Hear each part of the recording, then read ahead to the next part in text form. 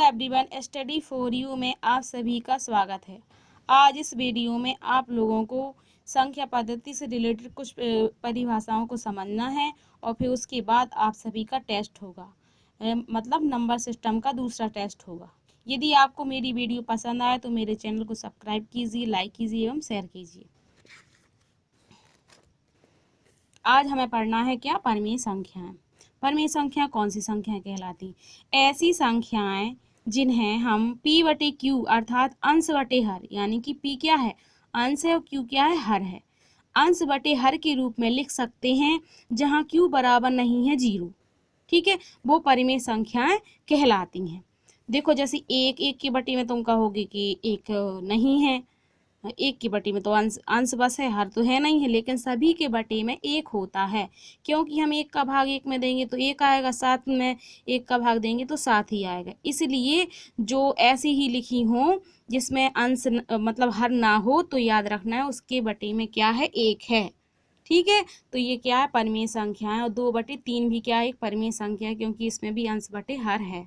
ठीक है, अब यहाँ कुछ लोग कहेंगे कि ये तो अंडर रूट में है तो अपरिमेय है, लेकिन नहीं, जब हम इसको सॉल्व करेंगे तो देखेंगे ये 5 का वर्ग है, 5 25, 6 6 36, तो इसको सॉल्व करने पर क्या आएगा? 5/6। ठीक है, ऐसे ही इसमें 7/9। अब 0 याद रखना है कि 0 एक परिमेय संख्या है, क्योंकि इसके बटे में हम 1 लगा सकते हैं, लेकिन यदि आ जाए 1/0 तो वो परिमेय संख्या नहीं है, क्योंकि यहाँ लिखा है q बराबर नहीं है 0, यानी कि q क्या है? हर है। हर में नहीं होना चाहिए 0, मतलब बटे में 0 नहीं होना चाहिए, अंश में 0 हो तो कोई बात नहीं है। ठीक है, 0 ये क्या है? परिमेय संख्या है। और 22/7 तो याद रखना है 22/7 आए तो परिमेय संख्या है, और यदि पाई आ जाए तो हमें अपरिमेय संख्या लिखना है। ठीक है, अब मिश्र भिन्न, तो मिश्र भिन्न याद रखना है कि मिश्र भिन्न क्या कहलाती है? मिश्र भिन्न जो सही बटे में हो, 2 सही 4/5। ठीक है, अब देखो, जो इसको सॉल्व करके बताएं। जैसे हमने लिखा यहाँ 26/5।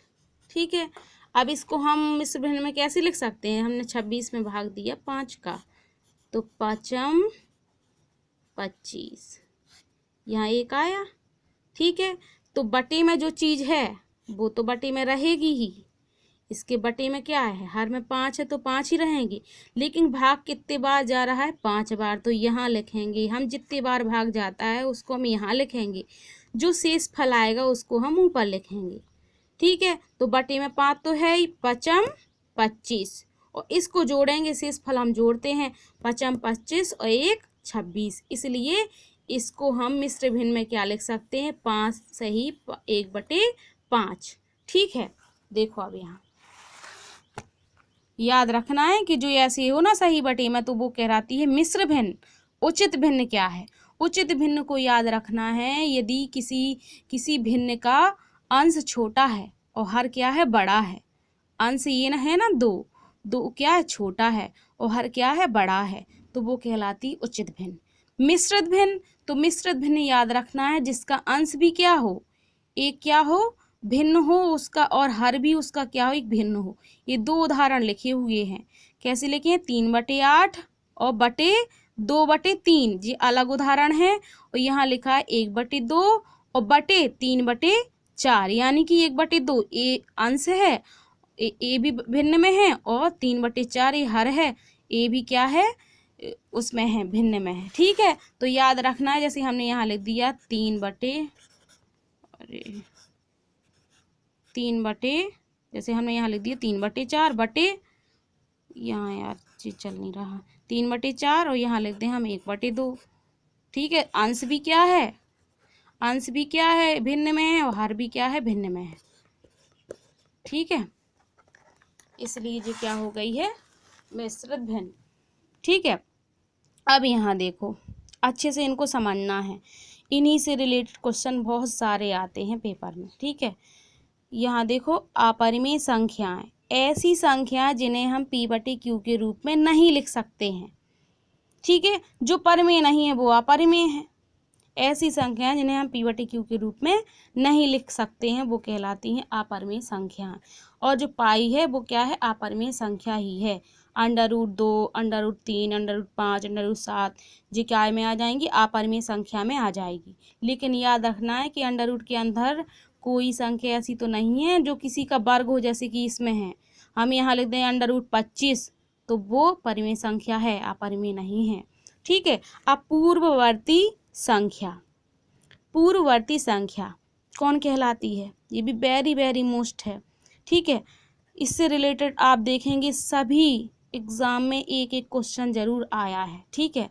देखो यहाँ पूर्ववर्ती संख्या, पूर्ववर्ती, पूर्व यानी कि पहले, पहले कौन सी संख्या आई है, दी गई संख्या से ठीक पहले वाली संख्या अर्थात छोटी संख्या पूर्ववर्ती संख्या कहलाती है, यानी कि जो पहले आई है, गिनती में जो पहले आई है। 999 की पूर्ववर्ती क्या है, 998। 999 के पहले तो 998 आए हैं ना, जैसे 2 से पहले क्या आया है, 1 आया है ना, 3 से पहले की 2 आया है ना, ऐसे ही जैसे 100 से पहले 99 आया है, ऐसे ही याद रखना है पूर्ववर्ती यानी कि जो पहले संख्या आई है, गिनती में जो पहले संख्या आई है वो कहलाएगी पूर्ववर्ती। ठीक है। जैसे 999 की पूर्ववर्ती संख्या क्या है, 998। 1000 की पूर्ववर्ती क्या है, 1000 की, बताओ कितनी आई, 999। ठीक है। पूर्ववर्ती संख्या पूछे तो आपको कुछ नहीं करना है, उसमें उस संख्या में से एक घटा देना है। ठीक है। और एक घटाना ना हो तो उससे पहले वाली संख्या लिख देना है, और जब ना बने, उससे समझ में ना आए तो आपको एक घटा देना है। जो संख्या दी जाए, पूर्ववर्ती संख्या पूछे तो हमें दी गई संख्या से एक घटा देना है या एक कम कर देना है, तो पूर्ववर्ती संख्या प्राप्त हो जाएगी। ठीक है। अब यहाँ देखो परवर्ती संख्या, दी गई संख्या से ठीक बाद वाली संख्या, यानी कि परवर्ती यानी कि उसके बाद जो आई है। ठीक है। जैसे 5 के बाद क्या आएगी, 6। 100 के बाद क्या आएगा, 101। 105 के बाद क्या आएगा, 106। दी गई संख्या से ठीक बाद वाली संख्या अर्थात बड़ी संख्या परवर्ती संख्या कहलाती है। जैसे हमने यहाँ लिखा 5499 की परवर्ती, यानी कि परवर्ती यानी कि एक जोड़ देना है, पूर्ववर्ती पूछे तो एक घटा देना है, एक कम कर देना है, इसमें एक ज़्यादा कर देना है। जैसे 5499। ठीक है। कि परवर्ती तो 499 में एक जोड़ दिया, पूरे में एक जोड़ा तो यहाँ तो 500 हो जाएंगे ना, तो 5500 क्या है, इसकी एक परवर्ती संख्या है। परवर्ती संख्या पूछे तो हमें दी गई संख्या में एक जोड़ देना है। ठीक है। आए समझ में। अब देखो गुणा का तत्समक, गुणन तत्समक क्या है, ऐसी संख्या जिसको दी गई संख्या से गुणा करने से कोई प्रभाव ना हो, गुणा का तत्समक कहलाता है। गुणा का तत्समक क्या, केवल क्या है, एक है। किसी भी संख्या में हमें ऐसे देखो, जैसे हमने 5 संख्या ले ली, अरे ये चल नहीं रहा है, क्या बताएं।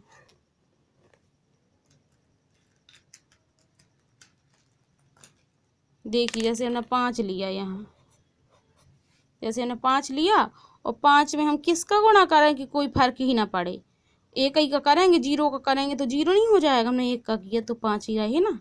ठीक है। आए समझ में। तो गुणा का तत्समक क्या है, मतलब किसका गुणा करें, हम किसका गुणा करें कि वही संख्या आ जाए। ऐसी संख्या जिसको दी गई संख्या से गुणा करने से कोई प्रभाव ना पड़े, कोई प्रभाव ना हो, गुणा का तत्समक कहलाता है। गुणा का तत्समक केवल एक है, क्या है, केवल एक होता है। ठीक है। अब देखो योग का तत्समक, योग यानी कि जोड़ का तत्समक, जैसे गुणा का है तो उसमें गुणा किया तो कोई फर्क नहीं पड़ा, ऐसे ही योग का किसका हम ऐसा किसका जोड़ करें या योग करें कि वही संख्या प्राप्त हो, उसमें कोई प्रभाव ही ना पड़े, यानी कि ना तो उसमें कोई ना वो बढ़े और ना ही घटे। ठीक है। तो क्या हो, 0 होगा ना। वह संख्या जिसको दी गई संख्या में जोड़ने से कोई प्रभाव ना पड़े योग तत्समक कहलाता है। ठीक है। योग तत्समक केवल क्या है, शून्य है। केवल शून्य ही एक ऐसी संख्या है, केवल शून्य ही एक ऐसी संख्या है जिसको किसी संख्या में जोड़ने पर कोई प्रभाव नहीं पड़ता है। ठीक है। अब देखो आरोही क्रम, वेरी मोस्ट इम्पोर्टेंट। आरोही क्रम यानी कि बढ़ते क्रम, कैसे याद रखें, ये भी हमें भूल जाता है कि आरोही क्रम को बढ़ते क्रम कहते हैं या घटते क्रम कहते हैं। तो कुछ नहीं देखना है आपको, यहाँ देखना है कितने अक्षर इसमें, 1 2 3, 3 है ना, कम है किससे, अवरोही से। यही देखना है आपको। आरोही क्रम में 3 अक्षर हैं, अवरोही क्रम में 4 हैं। 1 2 3 4। तो इससे क्या मतलब, आरोही में कम अक्षर हैं इसलिए पहले छोटी वाली संख्या आएगी, फिर उससे बड़ी, फिर उससे बड़ी, फिर उससे बड़ी। अवरोही में ज़्यादा अक्षर है तो सबसे पहले बड़ी आएगी, फिर उससे छोटी, फिर उससे छोटी, फिर उससे छोटी। ठीक है, आरोही क्रम, बढ़ते क्रम, ठीक है, और अवरोही क्रम, घटते क्रम। रहेगा याद। देखो इसमें कितने अक्षर हमने ऐसे ही याद किया है, ऐसे ही आप लोगों को याद रखना है तो भूल जाएगा। आरोही 1 2 3, यानी कि पहले ये तो छोटा है ना, इससे 1 2 3 4, इसमें 4 अक्षर हैं, इसमें 3 अक्षर हैं, यानी कि इसमें जो छोटा है इसमें बड़ा है, यानी कि इसमें पहले छोटी संख्या आना है, फिर उससे बड़ी, फिर उससे बड़ी, फिर उससे बड़ी, फिर सबसे बड़ी। और इसमें क्या होना है, इसमें 1 2 3 4 बड़ी है, इससे तो बड़ी है ना, इससे दोनों की तुलना करके देखना। इसमें बड़ी है तो पहले सबसे बड़ी, फिर उससे छोटी, फिर उससे छोटी, फिर उससे छोटी, फिर उससे छोटी।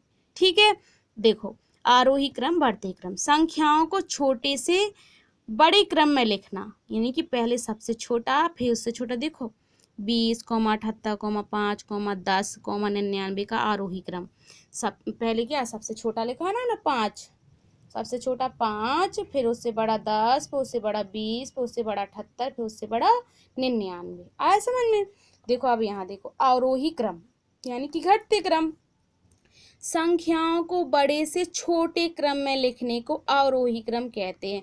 हमने आरोही आरोही को देखा तो इसमें देखा, इसमें 3 है, इसमें 4 अक्षर, हमें कुछ नहीं करना। से पहले ये बड़ा है तो इसमें बड़ी वाली संख्या पहले आएगी। देखो इसको आरोही क्रम में 99, 0, 501, 32, 01, 202 का अवरोही क्रम क्या होगा, सबसे बड़ी 501, उससे छोटी 202, उससे छोटी 99, उससे छोटी 32, और उससे छोटी 1, और उससे छोटा 0।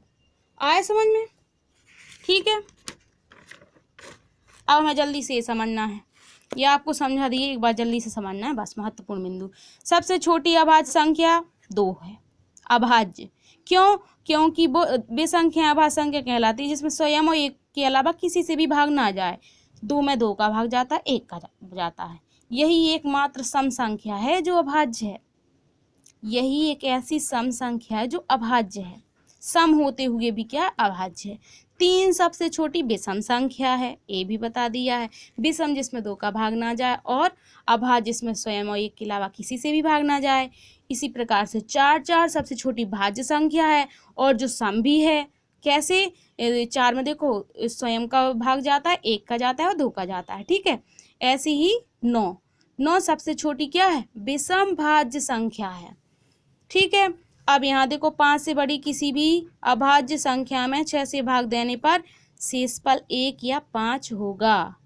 5 से बड़ी किसी अभाज्य संख्या, हमने 7 ले ली और उसमें दिया हमने 6 का भाग, तो 1 आएगा शेषफल, और यह 5 आएगा। अब 5 से बड़ी ले ली हमने 7, अब 11 अभाज्य संख्या, 6 से भाग दिए, इसमें 5 आ गया। ठीक है, ये भी याद रखना है आपको। 5 या 5 से बड़ी अभाज्य संख्या के वर्ग में 12 से भाग देने पर शेषफल हमेशा 1 होता है, 1 होगा। 5 से बड़ी अभाज्य संख्या 7, और 7 का वर्ग 7 7 49, और इससे हम 12 का भाग देंगे तो क्या होगा, शेषफल 1 आएगा। ठीक है, जैसे 7 का वर्ग किया 44 आ गया, 11 का वर्ग किया 121, इसमें दिया हमने 12 का भाग, वर्ग में देना है 12 का भाग, और ऐसी संख्या में देना है हमें 6 का भाग। ठीक है, 12 का भाग दिया तो यहाँ 10 आ गया, 1 बचा। ठीक है, अब ये भी आपको याद रखना है कि 1 से 25 तक कुल अभाज्य संख्या 9 होती हैं, 1 से 50 तक कुल अभाज्य संख्या 15 होती हैं। इसको स्क्रीनशॉट ले लेना है आपको, और इसको याद रख लेना है। ठीक है, अब 2-3 क्वेश्चन और हैं, वो और आपको समझना है। ठीक है।